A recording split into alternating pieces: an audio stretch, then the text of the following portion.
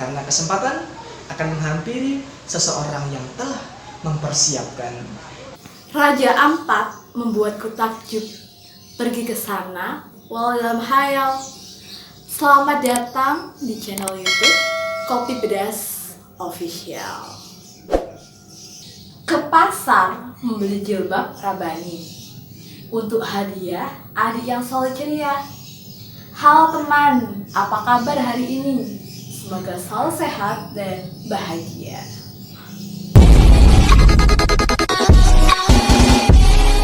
Setiap orang dapat meningkatkan kemampuan yang dimiliki. Walaupun mungkin kamu bukan anak komunikasi, tapi kamu ingin belajar public speaking, itu bisa. Walaupun kamu lulusan SMA, SMP, semuanya bisa. Maka rubahlah mindset Anda bahwa dari ini bukan keahlian saya menjadi bagaimana ya saya harus mempelajarinya. Berbicara terkait komunikasi, pasti ada dari kalian yang pernah mendengar apa itu public speaking. Garis besar dari public speaking adalah kemampuan berbicara di depan umum. Kali ini kita akan mengulik kembali public speaking dengan informan yang berbeda. Jika di part 1 bersama Kak Helmi Kahaf dan part 2 bersama dua mahasiswa dari Surabaya, lalu yang ketiga bersama dengan siapa ya? Ada yang tahu? Kali ini kita akan mendapatkan informan yang sangat hebat dalam bidang ilmu public speaking. Dan informan tersebut akan membagikan sedikit ilmunya untuk teman-teman bisa mempelajari semua di rumah. Ya, kali ini bersama dengan salah satu penggiat komunitas public speaking Universitas Negeri Surabaya. Bila kata pepatah, tak kenal maka tak sayang. Mari berikan kesempatan informan untuk memperkenalkan diri terlebih dahulu. Halo teman-teman semuanya, jumpa lagi dengan saya Muhammad Rizky Hidayat, co-founder Public Speaking Unesa. Wah, ternyata kali ini informannya adalah Bang Rizky Hidayat. Bolehlah berbagi cerita dengan kami, kapan pertama kali mempraktekkan public speaking? Seperti apa, di mana, dan bagaimana? Saya memulai public speaking sudah lama sekali teman-teman. Kalau sekarang tahun 2020, baru saja saya lulus dari sarjana S1 jurusan Kurikulum dan Teknologi Pendidikan. Sejak saya SMP, coba berapa tahun yang lalu? Ya, sejak 8 tahun yang lalu. Saat itu saya masih kelas 2 SMP dan menjabat sebagai ketua OSIS di SMP Negeri 1 Prambon. Tentu dong ya, jabatan itu menjadi kesempatan buat saya mau tidak mau harus berpublic speaking. Karena tentunya pada umumnya seorang ketua itu memberikan sambutan. Pada waktu itu saya memberikan sambutan di depan semua siswa dan bapak ibu guru dalam acara Pondok Ramadan. Saat itu pembukaannya diikuti oleh semua kelas, mulai dari kelas 7, 8, 9 atau kelas 1 SMP, kelas 2 SMP, dan kelas 3 SMP. Semuanya. Nah, kesempatan itulah yang saya lakukan meskipun rasa grogi itu muncul, tapi harus tetap dilakukan. Mantap! Wow, sejak SMP sudah praktek public speaking. Good job. Menurut Bang Rizky, hal-hal apa sajakah yang perlu diperhatikan dalam kita mengimplementasikan public speaking? Pertama, saya akan mengulas tentang struktur public speaking. Ada 3 struktur public speaking agar mudah diingat. Sebut saja dengan OPIC. Apa itu OPIC? Yang pertama, opening. Yang kedua, isi. Dan yang ketiga, closing. Opening adalah suatu pembukaan saat kita mau menyampaikan pidato misalnya. Tidak ada pidato, misalnya MC. Namun tidak juga hanya MC. misalnya moderator, tidak hanya juga moderator, presenter, semua berbicara di depan umum itu memerlukan suatu pembukaan. Pembukaan itu macam-macam teman-teman caranya. Teman-teman bisa menggunakan dengan salam, ya, bisa juga dengan memulai dengan quotes atau kata-kata bijak, pantun, bisa sekali untuk pembukaan. Tentu yang perlu diperhatikan, pembukaan itu disesuaikan penggunaannya. Kalau acara formal tentu lebih baiknya pembukaan dengan salam. Namun seperti acara non formal, hiburan, acara konten-konten seperti ini, tidak harus teman-teman mengawali dengan salam.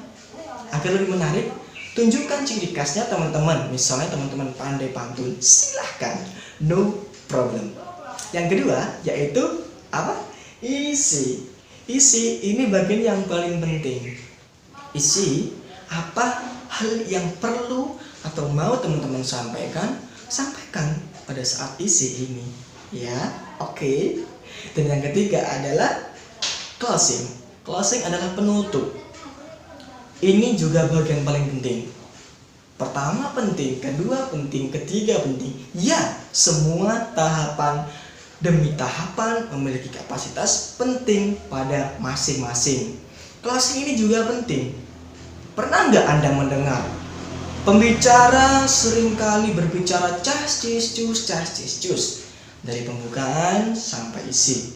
Namun saat closing, audiensnya tertidur.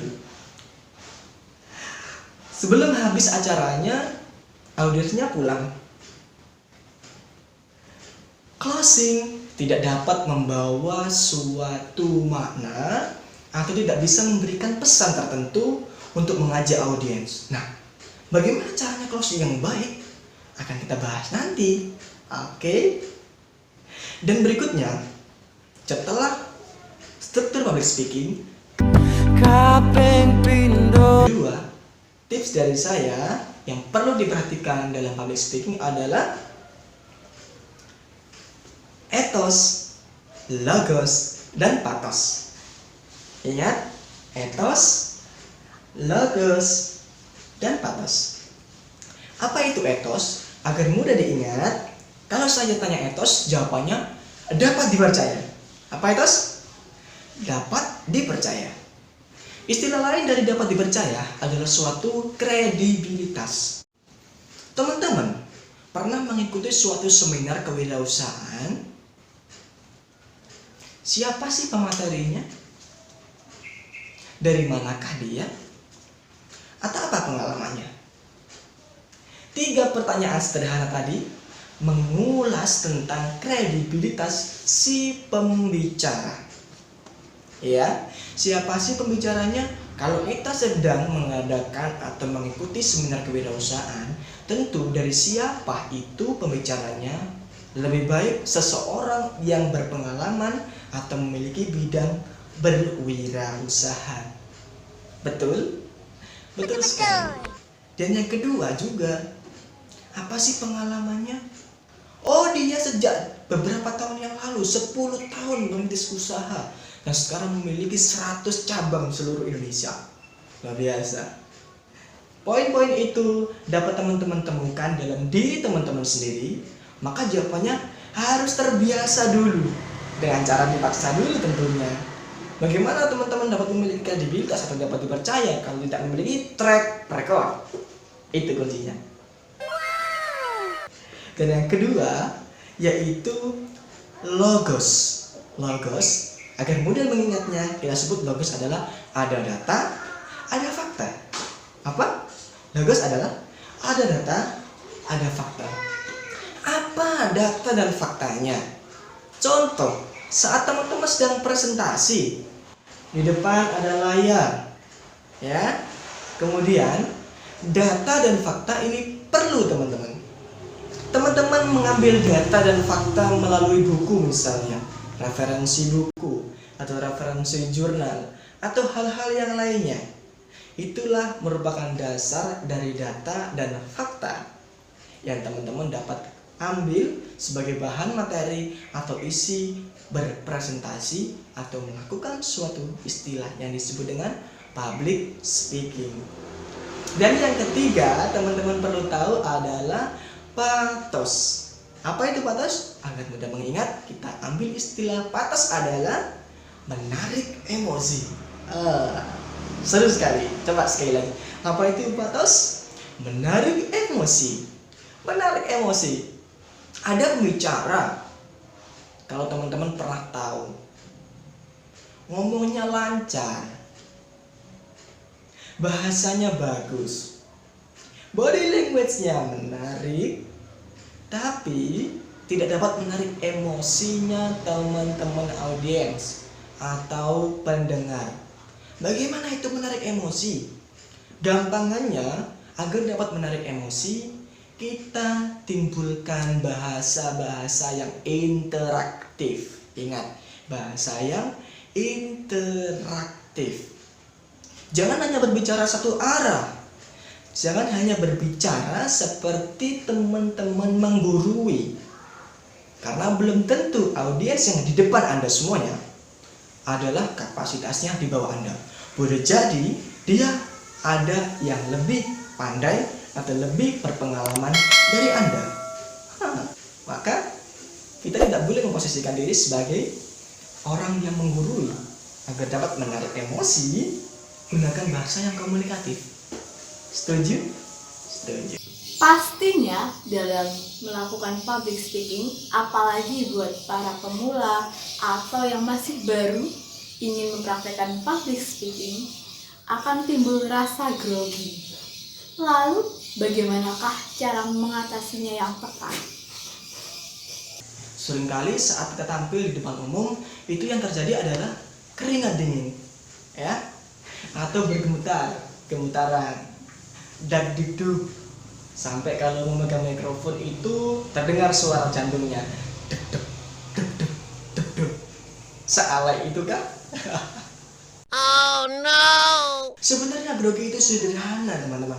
Grogi tidak bisa kita hilangkan, tapi grogi dapat kita atasi. Bagaimana cara mengatasinya? Yang teman-teman bisa lakukan adalah pertama, menguasai panggung. Tentu, trik ini sederhana namun sangat memberikan efek. Misalnya teman-teman diundang dalam suatu acara jam 7, maka datanglah minimal 30 menit sebelumnya. Jangan pas pukul 7 baru datang. Sehingga 30 menit sebelumnya itu ketika teman-teman sudah datang di lokasi, teman-teman bisa mencoba di panggung itu. Seakan-akan teman-teman sudah berdiri di depan banyak audiens. Tataplah dari sudut ke sudut ruangan itu. Oke, yang kedua, teman-teman lakukan yang namanya penjangkaran. Wah, apa itu penjangkaran? Oke, penjangkaran. Kalau saya menyebutnya penjangkaran, ini adalah sesuatu recalling atau menarik kembali yang ada di dalam pikiran kita, hal apa yang dapat membuat kita semangat, yang membuat kita semakin lebih percaya diri. Itulah istilah penjangkaran.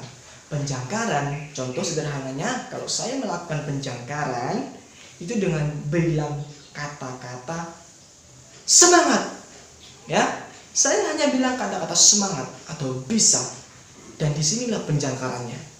Menggenggam tangan dengan erat-erat, tinjukan ke udara atau ke depan. Semangat. Seperti itu yang saya lakukan. Apakah hanya itu penjangkaran yang bisa dilakukan? Tentu tidak. Penjangkaran sesuai dengan tipe teman-teman sendiri, sesuai dengan pribadi teman-teman sendiri. Misalnya, teman-teman mau melakukan penjangkaran dalam mengingat sesuatu.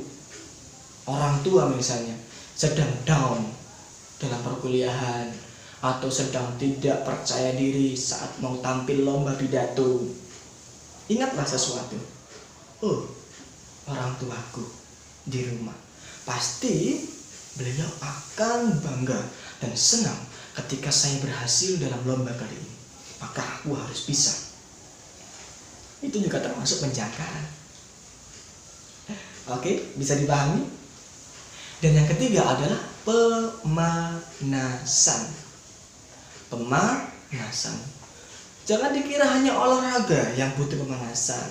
Seorang public speaker juga perlu yang namanya pemanasan. Pemanasan ini perlu untuk mengurangi grogi, untuk melemaskan otot-otot dalam tubuh yang tegang karena grogi. Caranya bisa dengan lari-lari kecil, sederhana aja, nggak perlu memutari lapangan, ya. Lari-lari kecil di depan, menggerakkan tubuh seperti ini, tangan, oke, seperti itu pemanasan perlu. Kalau bisa teriakkan sekeras-kerasnya, hai, di ruangan, hai, seperti itu. Itu gunakan untuk pemanasan. Dan juga yang keempat ada yang namanya olah pernapasan. Apa teman-teman?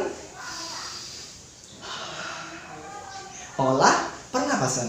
Dari keempat ini tadi, hal yang paling penting adalah latihan. Oke, latihan. Ingat, public speaking bukan soal bakat, tapi public speaking tentang kemampuan. Siapa yang mau latihan, maka dia akan mendapatkan. Setuju? Setelah Anda bisa menguasai grogi, bisa mengatasinya, maka perlu yaitu untuk memengaruhi audiens. Bagaimana mempengaruhi audiens? Hal-hal yang perlu teman-teman ingat yang biasanya saya lakukan adalah dengan cara yang pertama, sampaikan berulang-ulang atau menyampaikan pengulangan. Masih ingat dari awal hingga sampai detik ini, saya seringkali mengulang-ulang pembicaraan. Ya kan? Apa tadi? Mengulang-ulang. Dan yang kedua adalah pertanyaan retoris. Nah, pertanyaan retoris ini saya ulas dalam e-book Mahir Beretorika yang saya tulis 2020 ini. Pertanyaan retoris ini pertanyaan yang sebenarnya tidak perlu membutuhkan jawaban. Oke, pertanyaan yang tidak perlu membutuhkan jawaban. Misalnya, pertanyaannya seperti ini. Anda tentunya mau sukses berpublic speaking.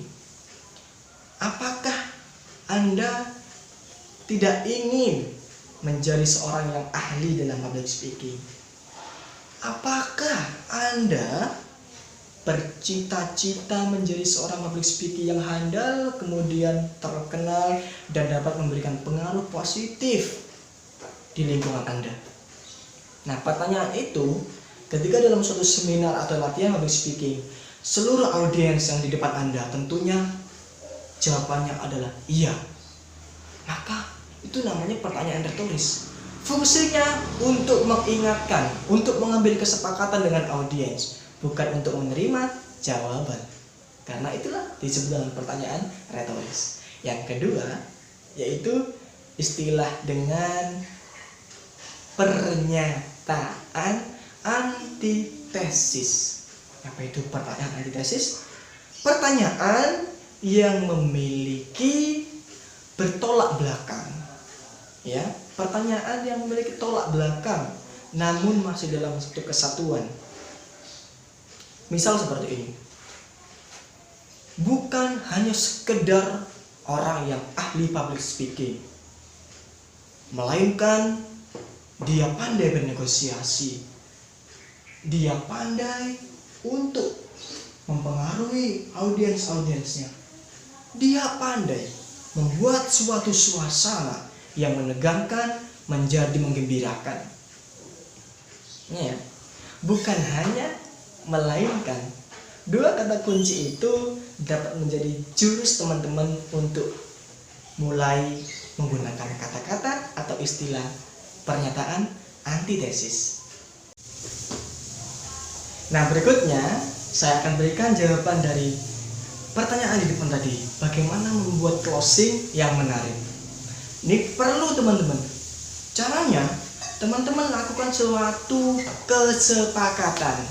Nah, closing itu ciri-cirinya seperti itu. Tidak hanya langsung Anda tutup dengan salam. Pertama, berikan kesimpulan, ya. kesimpulan, kemudian kesepakatan dan ajakan. Ini perlu ya. Kesimpulan, kemudian kesepakatan dan ajakan. Contoh seperti ini. Nah, teman-teman semuanya, demikian tadi yang saya sampaikan terkait hal-hal yang perlu diperhatikan dalam public speaking. Ada dua, yaitu yang pertama struktur dan yang kedua ada ethos, logos, dan pathos. Setuju teman-teman? Masih ingat apa? Nah, seperti itu. Dan akhirnya melakukan suatu ajakan. Oke, maka dari itu teman-teman setelah tahu ini, teman-teman harus lakukan. Masih ingat tadi bahwasanya kemampuan public speaking ini bukan soal bakat, melainkan siapa yang mau berlatih, maka dia akan menjadi seorang yang ahli. Nah, seperti itu contohnya.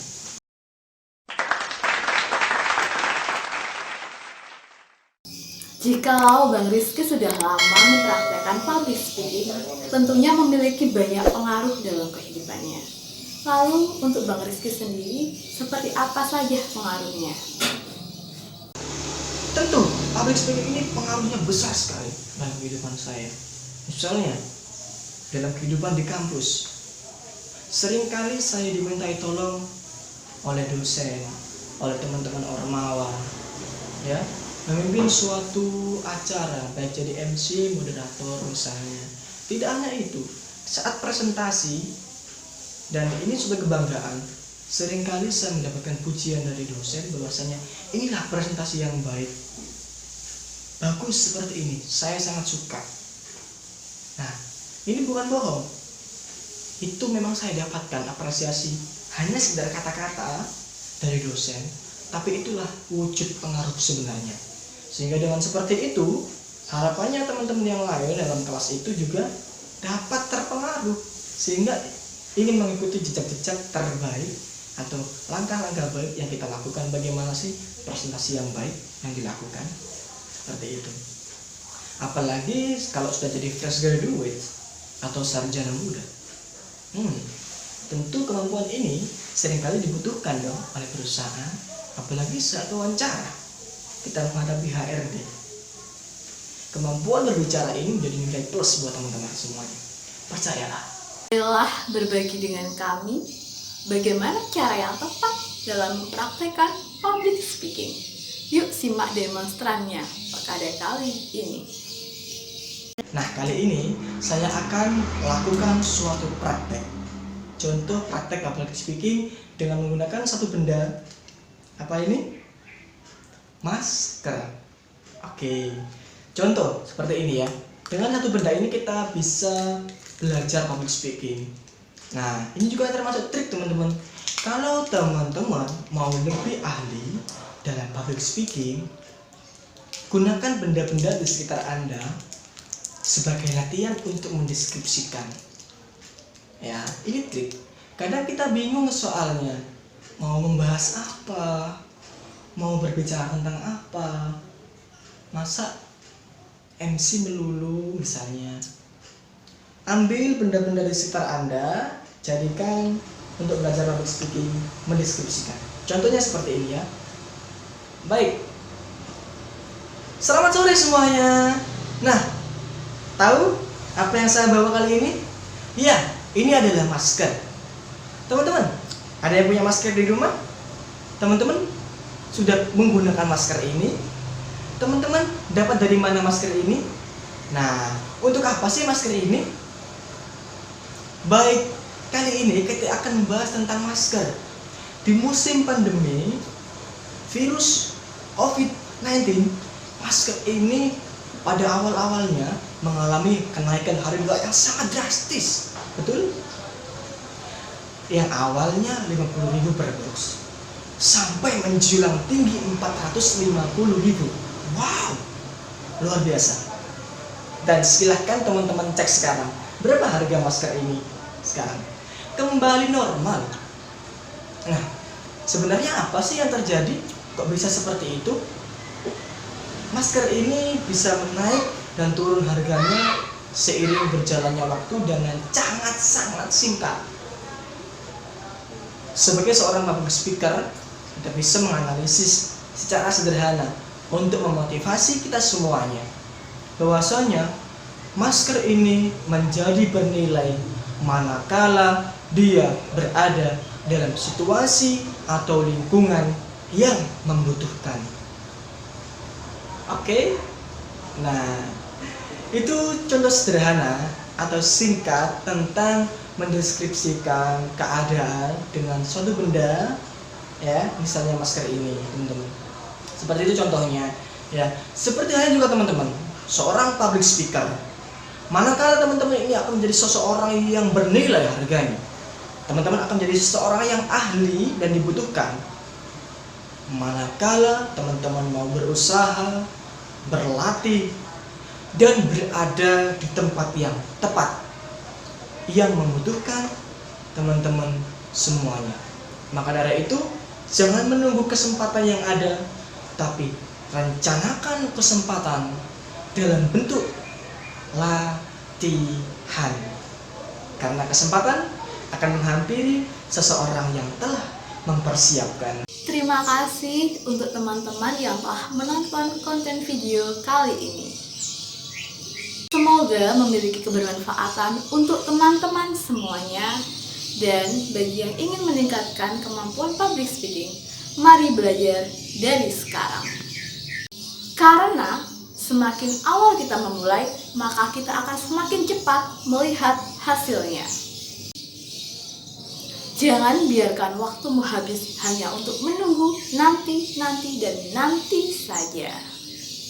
Jangan lupa subscribe, like, komen, dan share karena berbagi itu menyenangkan. Sampai jumpa di konten video selanjutnya. Terima kasih dan tetap semangat. Kita bisa.